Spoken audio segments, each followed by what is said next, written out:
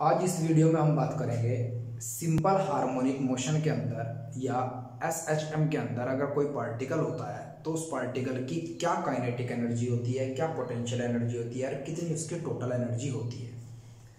कई बार NEET, IIT, NDA और CDS में इस तरह का क्वेश्चन आया है कि अगर एक पार्टिकल किसी ऐसी कंडीशन पर है जहां उसकी काइनेटिक एनर्जी और पोटेंशियल एनर्जी बराबर हैं, तब उसकी डिस्प्लेसमेंट कैलकुलेट कीजिए या फिर एक्सेलरेशन कैलकुलेट कीजिए या फिर वेलोसिटी कैलकुलेट कीजिए। कई बार किसी पार्टिकल की टोटल एनर्जी भी पूछी गई है न्यूमेरिकल में और कई बार उसकी काइनेटिक एनर्जी पूछी गई है। मान लीजिए आप एग्जाम में बैठे हैं और एग्जाम में बैठने के बाद आप उसका फॉर्मूला भूल गए जो क्वेश्चन में पूछा गया है। मैं फॉर्मूला भी ड्राइव करने का तरीका बताऊंगा, सिर्फ 30 सेकेंड में आप वहां उसे ड्राइव कर लेंगे। जो टाइम लगेगा मुझे आपको सिर्फ समझाने में टाइम लगेगा, उसके बाद आप खुद उसे अच्छे से समझ लेंगे। सबसे पहले आपको समझना है कि पार्टिकल की टोटल एनर्जी या कोई भी काइनेटिक एनर्जी या पोटेंशियल एनर्जी आपको कैलकुलेट करनी है एसएचएम में, सिंपल हार्मोनिक मोशन में। Concept clear? मैंने आपको एक बात बताई थी कि डिस्प्लेसमेंट हमेशा आप किसी भी पार्टिकल की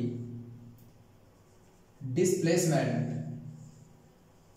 मान लीजिएगा y is equal to A sine omega T. इसका मतलब है पार्टिकल ओरिजिन पोजीशन से सिंपल हार्मोनिक मोशन करता है। अगर आपको न्यूमेरिकल में कहा गया है कि वो एक्सट्रीम पोजीशन से करता है ऊपर से नीचे, तब यहां cos ओमेगा टी आपको मानना है। ये बात आप याद रखेंगे हमेशा।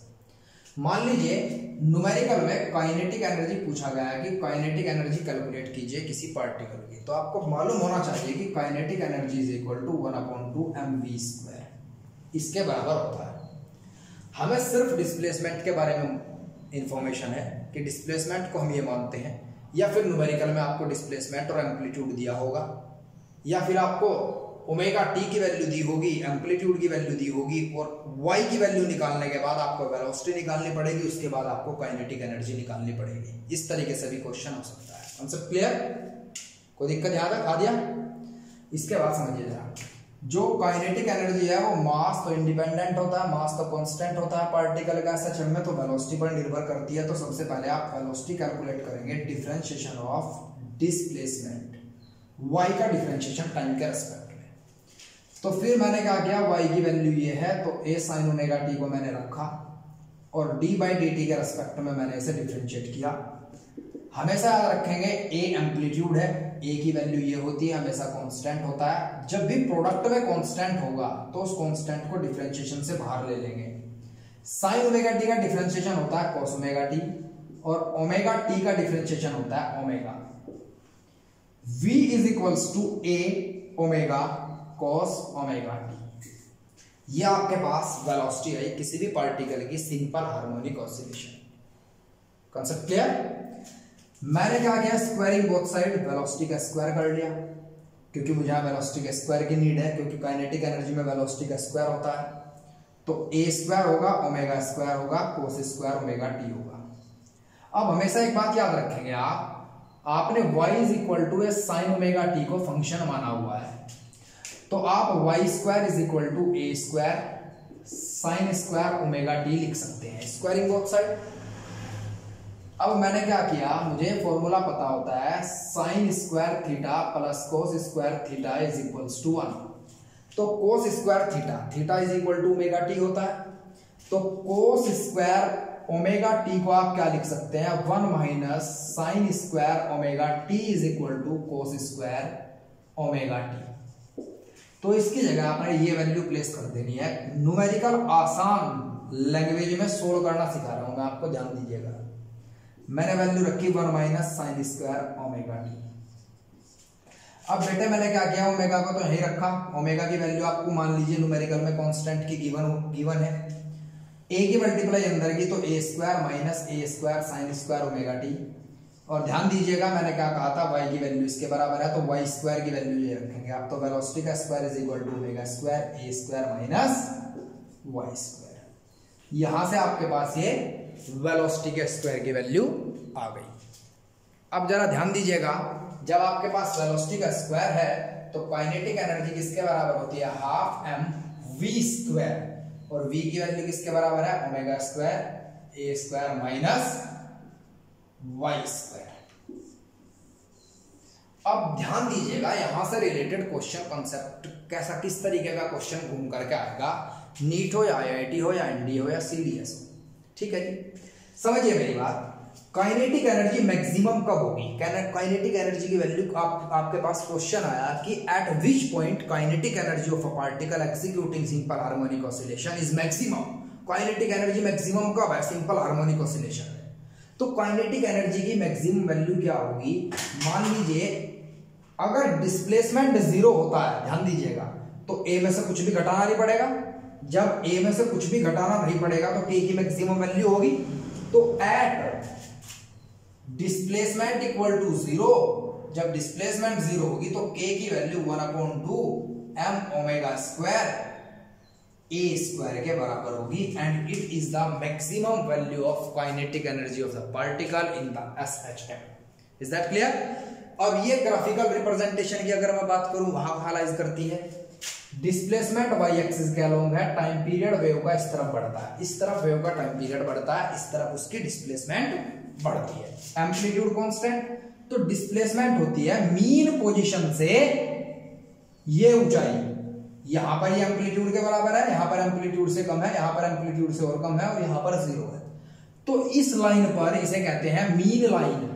जब मीन लाइन पर पार्टिकल होगा उस समय पर y की वैल्यू 0 होगी और पार्टिकल की एनर्जी टोटल की टोटल काइनेटिक एनर्जी के अंदर कन्वर्ट हो चुकी होगी और उसकी टोटल एनर्जी उसकी काइनेटिक एनर्जी के बराबर होगी और वही उसकी मैक्सिमम वैल्यू होगी। Is that clear? Concept clear? तो क्वेश्चन ये भी आ सकता है, देखो इस क्वेश्चन को अब तो हमारी समझ आ जाएगा क्योंकि हमने इसका कंसेप्ट बिल्कुल डीपली पढ़ा है। क्या कभी ऐसा पॉसिबल है कि एक पार्टिकल के अंदर जो टोटल एनर्जी होगा उसके काइनेटिक एनर्जी के बराबर हो? हमें तो ये कहा गया था टोटल एनर्जी तो काइनेटिक प्लस पोटेंशियल के बराबर है, लेकिन कंसेप्ट समझिए जरा। टोटल एनर्जी काइनेटिक एनर्जी के बराबर हो सकती है जब पोटेंशियल 0 हो और टोटल एनर्जी पोटेंशियल के बराबर भी हो सकती है जब काइनेटिक 0 हो। एक ऐसी पोजीशन है, ये एक्सट्रीम पोजीशन, यहां पर क्रस्ट और ट्रफ पर अगर इन दो पोजीशन पर पार्टिकल होता है, इन दो पोजीशन पर y की वैल्यू मैक्सिमम होती है a के बराबर। शिवांगी समझ आया भाई? यहां पर और यहां पर y की वैल्यू a के बराबर होगी तो ये टर्म 0 आ जाएगी, तो काइनेटिक एनर्जी 0। तो काइनेटिक एनर्जी 0 का मतलब है 1/2 mv² 0। ये दोनों तो कांस्टेंट टर्म है जो 0 नहीं हो सकती, तो मतलब ऐसी कंडीशन पर वेलोसिटी 0 होगी। मतलब पार्टिकल की एक्सट्रीम पोजीशन पर क्रस्ट और ट्रफ पर पार्टिकल की वेलोसिटी 0 होती है। पार्टिकल की वेलोसिटी 0 होती है। क्या होती है? 0। Concept clear? अब एक चीज और, इस पोजीशन पर 0 होने के बावजूद भी वेलोसिटी का मैग्नीट्यूड 0 है, लेकिन वेलोसिटी की डायरेक्शन इस डायरेक्शन में होती है और एक्सेलरेशन इस डायरेक्शन में होती है। तो इस पोजीशन पर क्रस्ट पर और ट्रफ पर, ये क्वेश्चन पहले नीट में कई दफा आ चुका है अलग अलग तरीके से। नीट में उससे पहले APMT में आया था, CPMT में भी आया हुआ है कि क्या कभी ऐसा पॉसिबल है कि एक पार्टिकल अगर मोशन करता है तब उसकी वेलोसिटी उसके एक्सेलरेशन के डायरेक्शन में ना हो, या इस तरीके से आया हुआ है कि क्या कभी ऐसा पॉसिबल है कि वेलोसिटी एक्सेलरेशन के परपेंडिकुलर हो। जी हाँ, पैराबोलिक पाथ या फिर सिंपल हार्मोनिक ऑसिलेशन में एक्सट्रीम पोजीशन पर क्रस्ट और ट्रफ पर पार्टिकल की जो वेलोसिटी होती है वो उसकी एक्सेलरेशन के परपेंडिकुलर होती है। Is that clear? यहां तक कोई दिक्कत? तो अभी हम क्या समझे? हमने समझ लिया कि वेलोसिटी मैक्सिमम तो काइनेटिक एनर्जी मैक्सिमम, और वेलोसिटी मैक्सिमम कब? वेलोसिटी मैक्सिमम इस मीन लाइन पर पार्टिकल की, इस मीन लाइन पर कब? जब y की वैल्यू 0। जब y 0 तो मीन लाइन तो वेलोसिटी मैक्सिमम तो काइनेटिक एनर्जी मैक्सिमम, तो टोटल एनर्जी टोटली कन्वर्ट किसके अंदर हो चुकी है? काइनेटिक एनर्जी के अंदर कन्वर्ट हो चुकी है। अभी हम काइनेटिक एनर्जी को डिस्कस कर चुके हैं किसी सिंपल हार्मोनिक ऑसिलेशन में पार्टिकल की काइनेटिक एनर्जी। अब बात करेंगे उसकी पोटेंशियल एनर्जी के बारे में। ठीक है, मैंने मान लिया ये ओरिजिन है, ये y एक्सिस और ये x एक्सिस की तरफ टाइम बढ़ता है, y एक्सिस की तरफ डिस्प्लेसमेंट बढ़ती है। ठीक है, मैंने मान लिया मीन पोजीशन है और एक्सटर्नल एनर्जी इस पार्टिकल को मिली और पार्टिकल अपनी जगह से वाई एक्सिस की तरफ मूव किया, मान लीजिए मैक्सिमम यहां तक पहुंचा और फिर इसके ऊपर एक रेस्टोरिंग फोर्स लगा इसे वापस मीन पोजीशन पर लाने के लिए। समझ रहे हैं ना मेरी बात? तो जो रेस्टोरिंग फोर्स होता है वो directly proportional to negative value of displacement होता है। इसका मतलब है इसकी अपोजिट डायरेक्शन में रेस्टोरिंग फोर्स लगेगा। Concept clear? प्रोपोर्शनलिटी का साइन हटाने के बाद एक कांस्टेंट आ जाएगा, इसे हम स्प्रिंग कांस्टेंट भी कहते हैं या रेस्टोरिंग कोएफिशिएंट भी कहते हैं। स्प्रिंग कांस्टेंट भी कहते हैं या रेस्टोरिंग कोएफिशिएंट भी कहते हैं। आ गया समझ? आया हर्ष? समझ आ गया? अब बेटे सुनो मेरी बात, मुझे पोटेंशियल एनर्जी निकालनी है। बस मुझे इतनी सी बात याद रखनी है कि energy is the form of work, potential energy भी is the form of work, kinetic energy is the form of work. तो पोटेंशियल एनर्जी निकालनी है। जब पार्टिकल अपनी मीन पोजीशन से वाई एक्सिस की तरफ चला था तो उसने कुछ ना कुछ तो वर्क किया होगा। जब यहाँ फोर्स है, जब फोर्स भी है डिस्प्लेसमेंट भी है तो वर्क तो किया होगा, 100% किया होगा, 100% किया होगा। Concept clear? पक्का? हाँ जी 100% किया होगा। चलो मैंने मान लिया dy डिस्प्लेसमेंट चलने पर पार्टिकल dw वर्क करता है, तो force into displacement into cos 180 degree. cos 180 degree क्यों? Force into displacement into cos theta होता है फॉर्मूला। जब पार्टिकल प्लस वाई एक्सिस की तरफ चलेगा तो रेस्टोरिंग फोर्स अपोजिट डायरेक्शन में लगेगा, दोनों के बीच 180 डिग्री का एंगल होगा। cos 180 की वैल्यू -1 होती है तो फॉर्मूला बन जाएगा -f dy। Concept clear? और f की वैल्यू किसके बराबर है? -k dy। अब टोटल वर्क के लिए आप दोनों तरफ इंटीग्रेट करेंगे, वर्क जो आएगा वही पोटेंशियल एनर्जी होगी, वही आप डायरेक्ट वैल्यूज रखेंगे और आप कंपटीशन का क्वेश्चन अटेम्प्ट कर लेंगे। तो यहां से आया ky dy। अब इसका इंटीग्रेशन कीजिएगा, डिस्प्लेसमेंट 0 थी पहले, जब वो मीन पोजीशन पे था तो वर्क 0 था। जब वो मैक्सिमम पोजीशन तक पहुंचेगा y डिस्प्लेसमेंट तक तो वर्क भी w हो जाएगा। dw का integration w, k as it is, y का इंटीग्रेशन y²/2। तो it is the work done by the particle in SHM। Concept clear?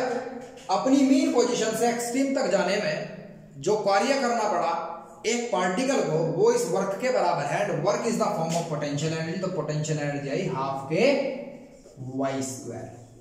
अगर आपको क्वेश्चन में x एक्सिस दी गई हो तब आप यहां x मानेंगे, यहां भी x मानेंगे, यहां भी x मानेंगे, यहां भी x, यहां भी x, x x x x, हर जगह x होगा।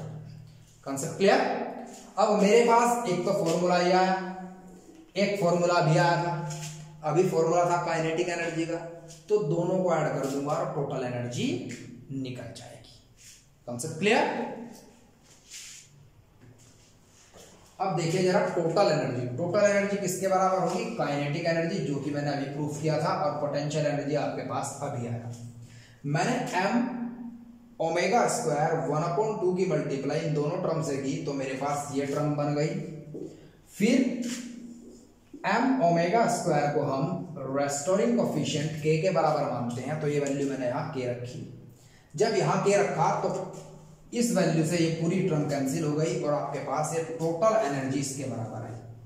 ध्यान दीजिएगा, अभी लास्ट ईयर जो क्वेश्चन था कंपटीशन में वो ये क्वेश्चन था, जब एक पार्टिकल सिंपल हार्मोनिक मोशन में होता है तब क्या उसकी टोटल एनर्जी हमेशा कांस्टेंट रहती है?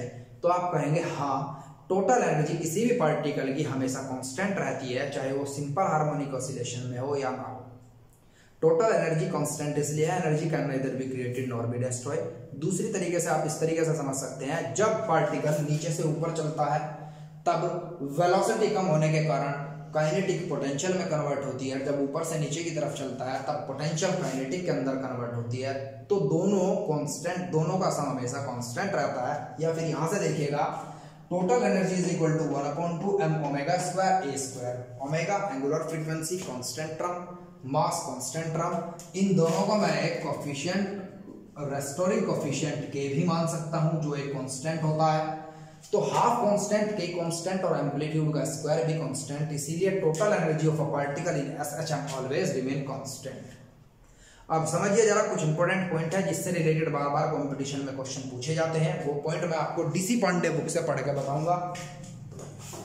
डीसी पांडे बुक कंपटीशन के लिए मैं बेस्ट मानता हूं। फिर भी समझिए, इसमें फर्स्ट क्या पॉइंट दिया गया है कि frequency of oscillation of potential energy and the kinetic energy is twice as that of displacement, velocity and acceleration. जब आप ध्यान देंगे, जब पार्टिकल अपवर्ड डायरेक्शन में चलता है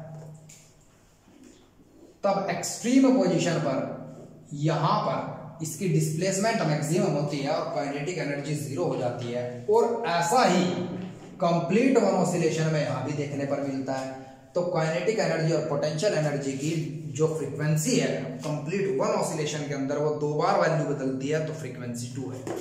सेकेंड पॉइंट इंपॉर्टेंट है कि टोटल एनर्जी किसी भी पार्टिकल की एसएचएम के अंदर कांस्टेंट रहती है। और थर्ड पॉइंट ये है कि काइनेटिक एनर्जी और पोटेंशियल एनर्जी दोनों एक दूसरे के बराबर भी किसी सिचुएशन पर हो सकते हैं।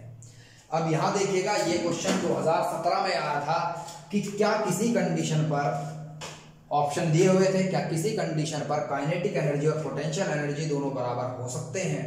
तो काइनेटिक एनर्जी और पोटेंशियल एनर्जी बराबर कब हो सकते हैं, आप दोनों के फॉर्मूले को बराबर रख दीजिएगा और यहां से y की वैल्यू एम्पलीट्यूड के रेस्पेक्ट में कैलकुलेट कर लीजिएगा और आपके पास आंसर होगा।